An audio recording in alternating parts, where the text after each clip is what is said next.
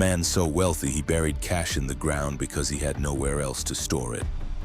Another who escaped a maximum security prison through a mile-long tunnel while the guards slept. A woman who invented the motorcycle hitman and turned Miami into the most dangerous city in the world. And a ghost who operated for over 50 years without ever being caught.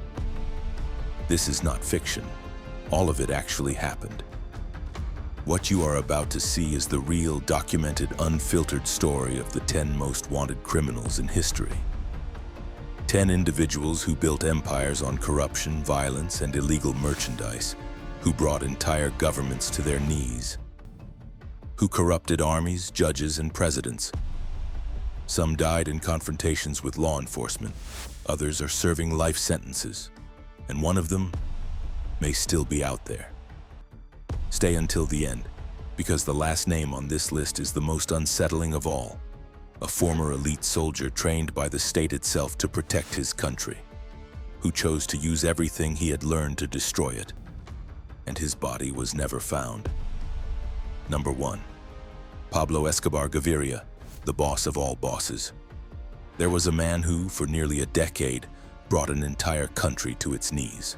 A man who controlled 80% of the white substance reaching the streets of the United States and earned over $22 billion a year.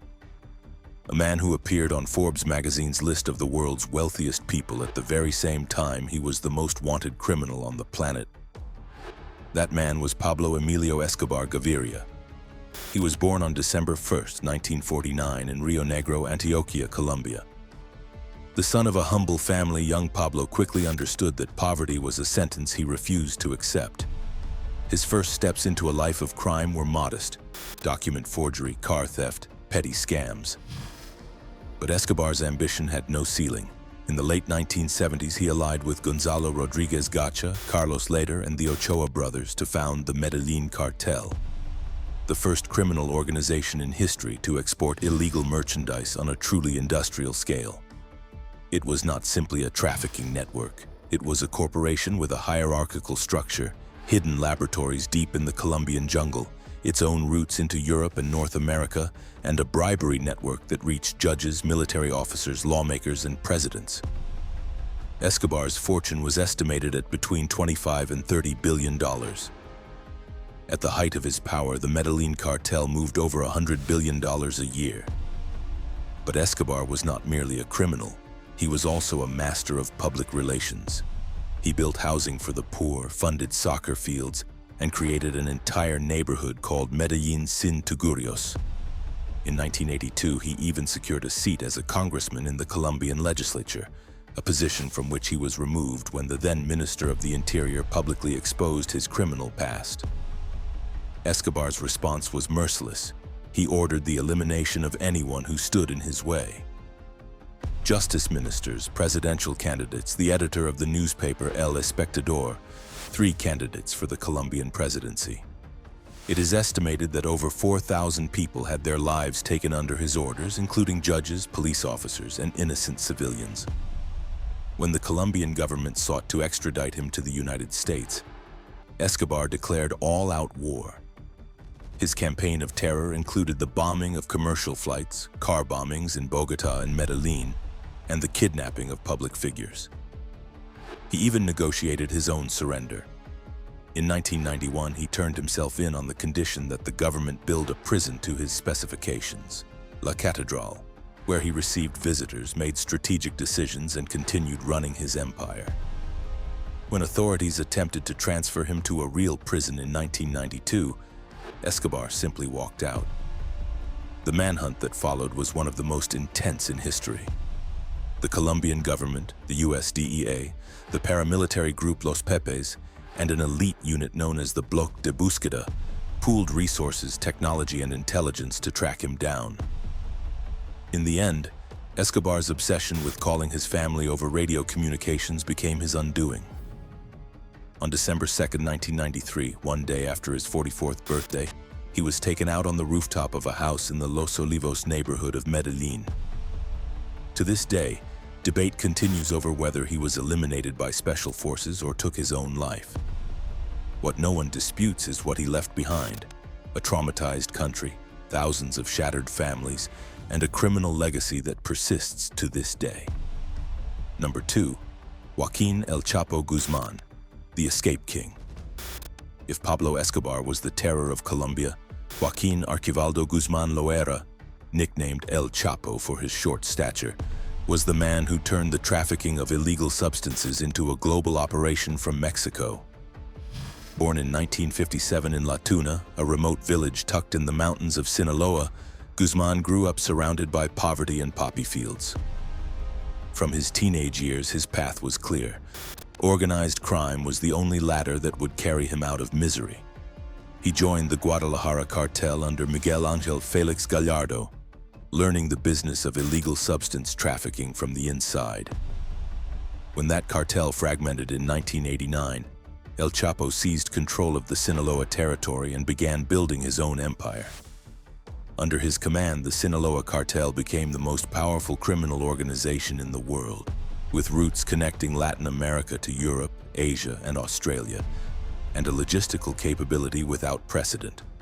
Tunnels beneath the U.S. border, makeshift submarines, small aircraft loaded with illegal merchandise, and distribution networks spanning more than 50 countries. In 1993, El Chapo was captured for the first time in Guatemala. Sent to the maximum security prison of Puente Grande, he proceeded to bribe guards, administrators, and prison directors until, in 2001, he simply walked out, reportedly hidden inside a laundry cart. The escape triggered one of the longest manhunts in modern history. For over a decade, El Chapo was the most wanted criminal on the planet, surpassing even international terrorists on the DEA and FBI priority lists. He was recaptured in 2014 in Mazatlan through a joint operation between Mexican and U.S. forces. But the most extraordinary chapter was still to come. On July 11, 2015, at 8:52 p.m., the security cameras at El Altiplano prison recorded El Chapo walking toward the shower in his cell and vanishing. Beneath the floor of that shower was a tunnel stretching 1,500 meters, fully lit and ventilated, connecting to a house under construction on the outside. His accomplices had even installed a motorcycle on rails inside the tunnel so he could make a swift getaway. A cinematic escape, a monumental humiliation for the Mexican government. He was recaptured for the third and final time in January 2016 in Los Mochis, Sinaloa, following an operation in which actor Sean Penn played an unexpected role, having secured a secret interview with El Chapo months earlier. In January 2017, he was extradited to the United States, where in July 2019, a New York jury found him guilty on 10 counts, including running a continuing criminal enterprise and large-scale trafficking of controlled substances. He was sentenced to life in prison and is currently held in a maximum security federal facility. His legacy, the Sinaloa Cartel, remains decades after his arrest one of the most powerful criminal organizations in the world. Number 3. Amado Carrillo Fuentes, the Lord of the Skies. While El Chapo was building his legend in Sinaloa, another man was dominating the trafficking of illegal substances from Ciudad Juárez, operating in a far more discreet, far more intelligent, and perhaps even more powerful way. His name was Amado Carrillo Fuentes, and his nickname said it all: the Lord of the Skies. Born in 1956 in Sinaloa, Carrillo Fuentes entered the world of organized crime under the wing of his uncle, Ernesto Fonseca Carrillo, known as Don Neto, one of the founding figures of the Guadalajara Cartel. But it was his logistical genius that set him apart from everyone else. While other cartel leaders moved their illegal merchandise by truck, car, or speedboat, Carrillo Fuentes had a revolutionary idea: cargo aircraft. He began chartering Boeing 727s fully loaded with white substance, flying them from Colombia to Mexico in broad daylight. At the peak of his power, he was estimated to be operating a fleet of over 22 aircraft dedicated solely to transporting controlled substances. He rose to the leadership of the Juárez Cartel in 1993 after ordering the elimination of his own boss, Rafael Aguilar Guajardo. With Juárez under his control, he forged strategic alliances with the Cali Cartel in Colombia and the Gulf Cartel in Mexico, and accumulated a fortune estimated at $25 billion. He was so powerful that it is rumored he bribed officials at the highest levels of the Mexican government, including the Attorney General himself, Mario Ruiz Massieu. The DEA considered him the most dangerous trafficker in the Western Hemisphere. Facing mounting pressure from authorities, Carrillo Fuentes made a decision that no one saw coming. He would completely change his appearance. On July 4, 1997, he checked into Hospital Santa Monica in the Polanco district of Mexico City for a full facial reconstruction and liposuction procedure. 8 hours later, his body reportedly could not withstand the anesthesia, and he suffered a cardiorespiratory arrest. He was 41 years old. But the story does not end there. To this day, no one is entirely certain he actually died. Several former Mexican intelligence officials have maintained that the body identified was not that of the cartel leader. The absence of a rigorous official forensic identification, combined with the deeply suspicious circumstances surrounding his death, has fueled decades of speculation. The two surgeons who performed the operation were found dead months later, their bodies encased in cement, a clear message to anyone who might consider talking. Number 4. Rafael Caro Quintero, the narco of narcos. Few criminals in history have had such a long and contentious relationship with U.S. justice as Rafael Caro Quintero. Born in 1952 in Badiraguato, Sinaloa, the same municipality that produced El Chapo, Caro Quintero began cultivating poppy in the Sinaloa mountains from a young age. His talent for illicit business and his ability to organize distribution networks led him to become a co-founder, alongside Miguel Ángel Félix Gallardo and Ernesto Fonseca, of the Guadalajara Cartel, the first major modern criminal organization in Mexican history. On his ranch known as El Búfalo in Chihuahua, Caro Quintero carried out the largest green substance cultivation operation ever seen in Mexico at that time. Over 10,000 tons ready for distribution in the United States. The ranch, the size of a small city, was equipped with processing facilities, airstrips, and thousands of workers. It was a state within a state. When the DEA discovered the ranch, Agent Enrique Kiki Camarena Salazar paid for that information with his life. In February 1985, Camarena was abducted in Guadalajara, subjected to a brutal interrogation lasting over 30 hours, and ultimately had his life taken. His body and that of his pilot were found on a ranch in Michoacán.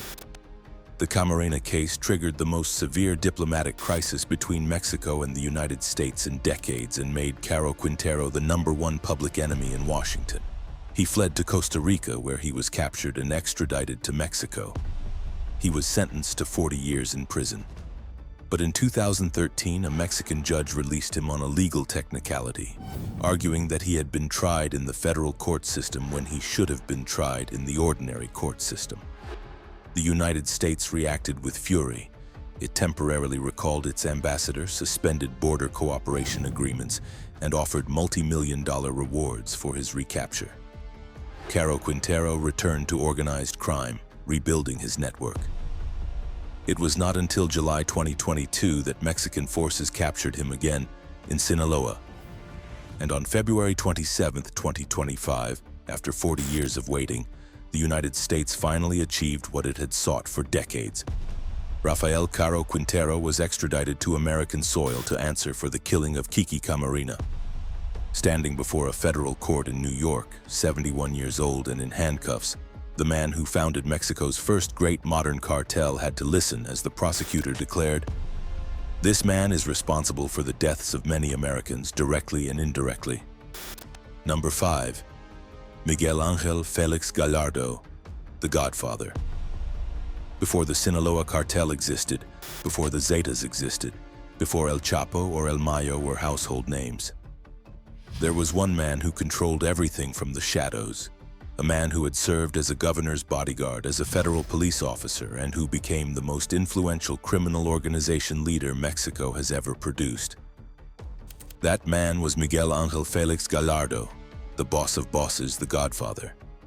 Born on January 8, 1946 in Culiacán, Sinaloa, Félix Gallardo leveraged his contacts within the security forces to build a protection network unlike anything seen before. Unlike other cartel leaders who relied on violence as their primary tool, the Godfather understood that real power lay in corruption. In the 1980s, alongside Caro Quintero and Fonseca, he founded the Guadalajara Cartel, which throughout that decade controlled virtually all illegal substance trafficking between Mexico and the United States. He traveled freely across Latin America, held meetings with Pablo Escobar in Medellín, and ran his organization with the quiet efficiency of a corporate executive. The killing of Agent Kiki Camarena in 1985 changed everything. U.S. pressure forced the Mexican government to act. 4 years after that crime, on April 9, 1989, Felix Gallardo was quietly and unexpectedly arrested in Guadalajara. From his cell at the Reclusorio Norte in Mexico City, the Godfather did something that demonstrated his extraordinary strategic mind. He convened a historic gathering of cartel leaders to divide Mexican territory among his lieutenants. That meeting, known as the Reparto de Plazas, or the Territorial Division, was the founding act of the great modern cartels that followed: Tijuana, Juárez, Sinaloa, and the Gulf. In other words, the Godfather drew the criminal map of modern Mexico from behind bars. Today, approaching 80 years old, he is serving a 40-year sentence at the Puente Grande prison in Jalisco. In 2022, he unsuccessfully attempted to obtain house arrest on the grounds of deteriorating health. The architect of all of modern Mexican organized crime remains imprisoned, but his legacy, the cartels he created, continues to devastate lives decades later. Number 6. Griselda Blanco, the godmother of death.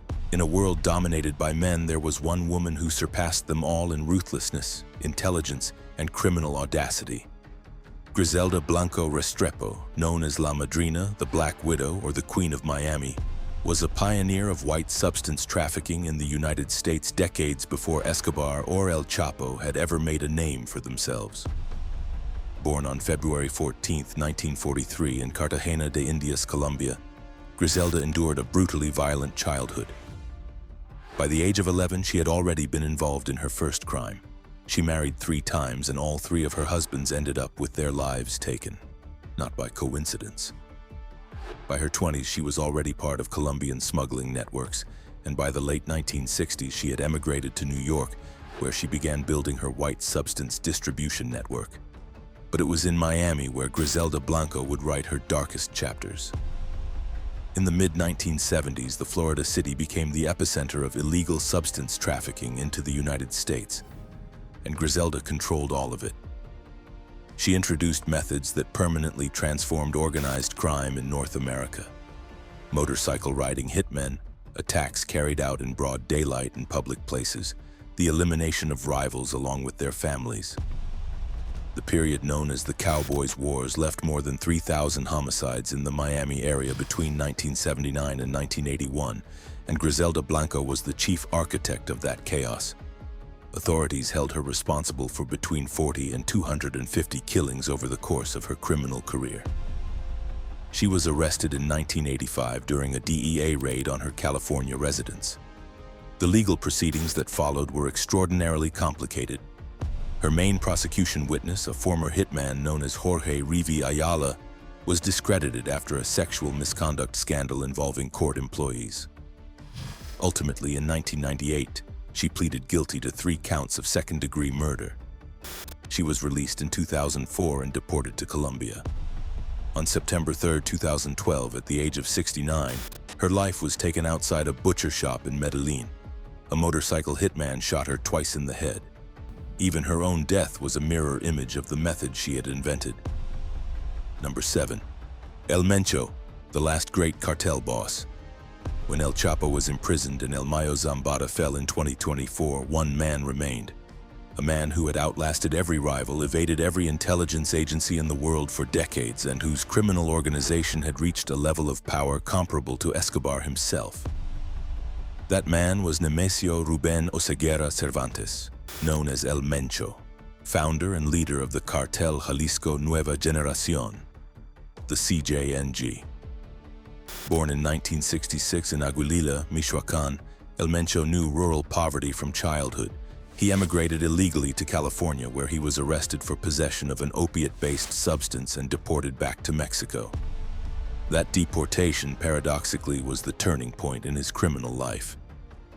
Back in Mexico, he joined the Sinaloa Cartel as an operator in Jalisco before deciding he could build something far larger on his own.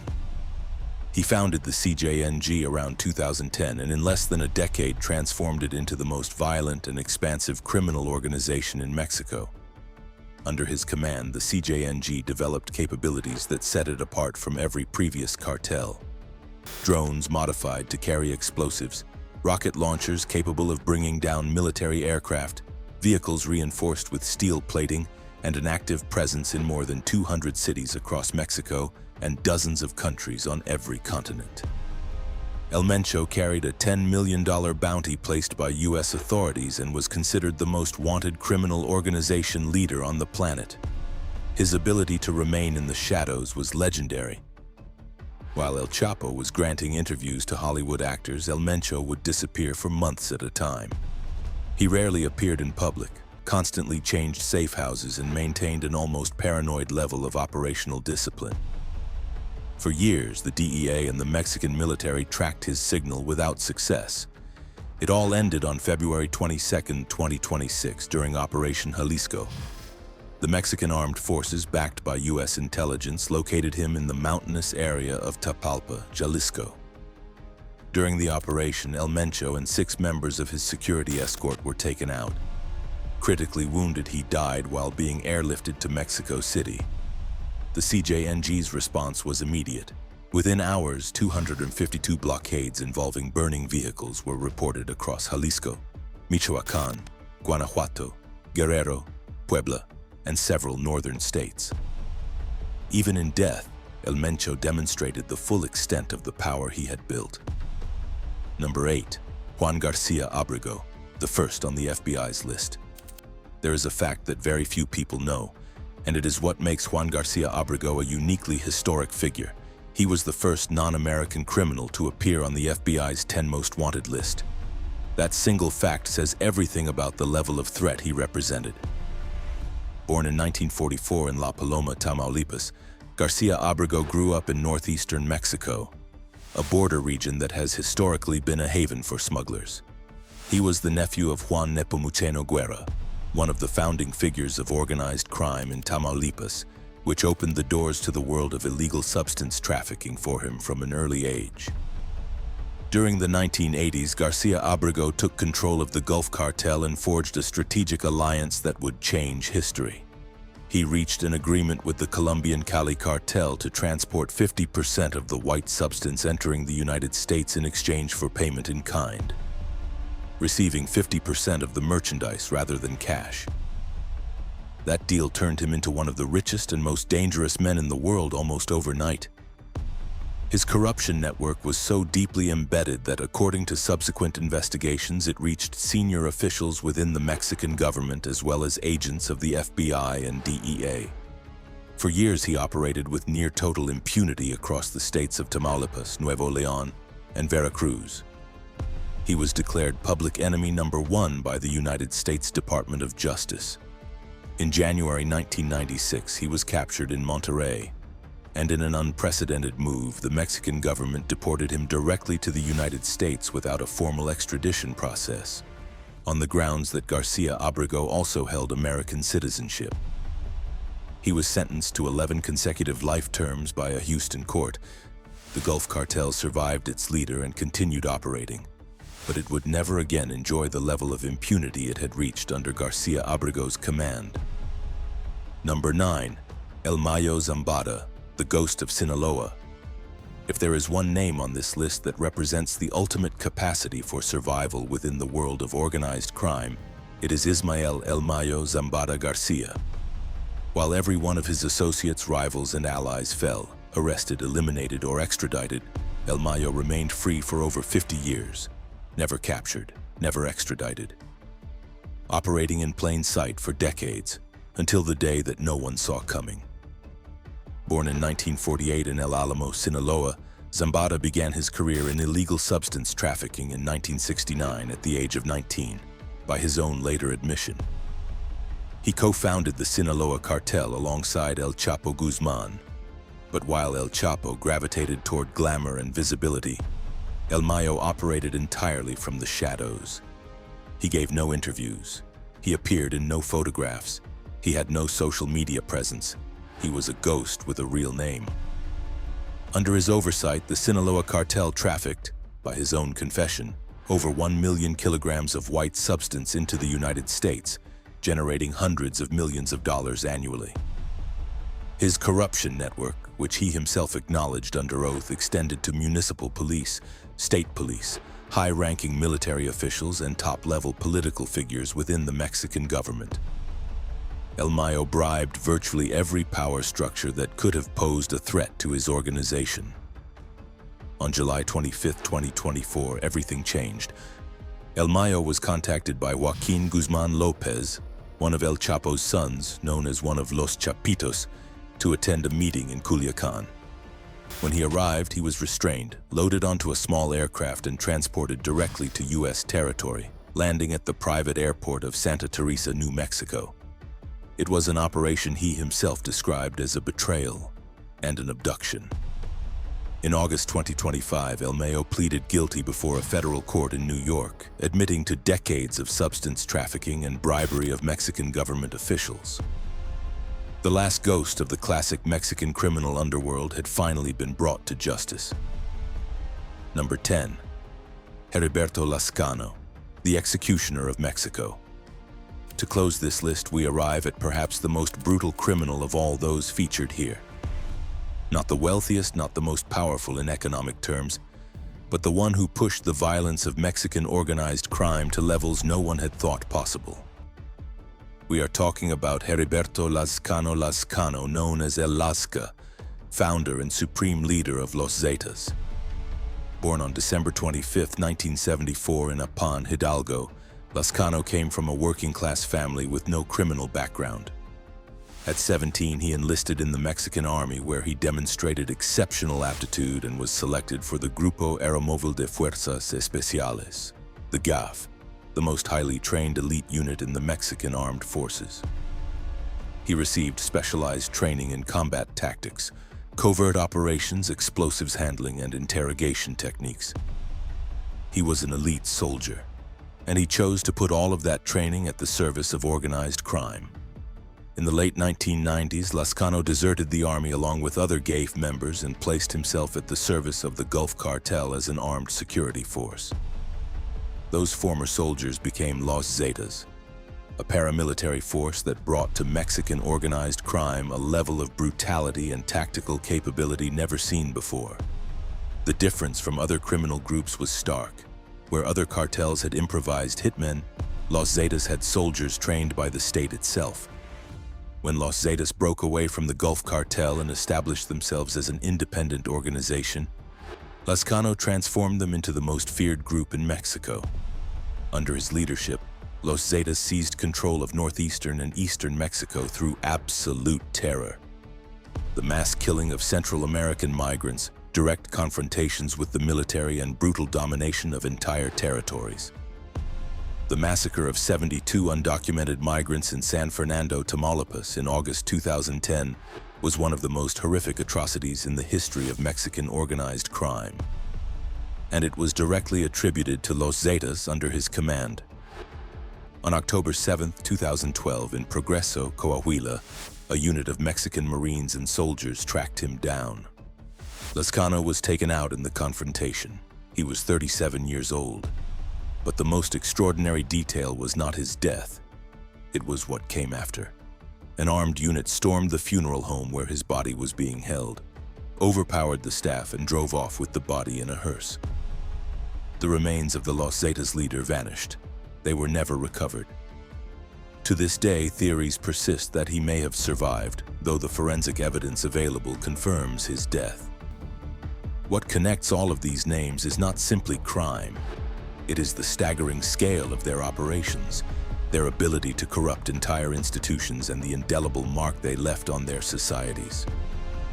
Escobar transformed Colombia. Felix Gallardo drew the criminal map of modern Mexico. El Mencho brought violence to a military level. El Mayo outlasted everyone, and Lazcano proved that the state itself can become, without ever intending to, the finest school for criminals.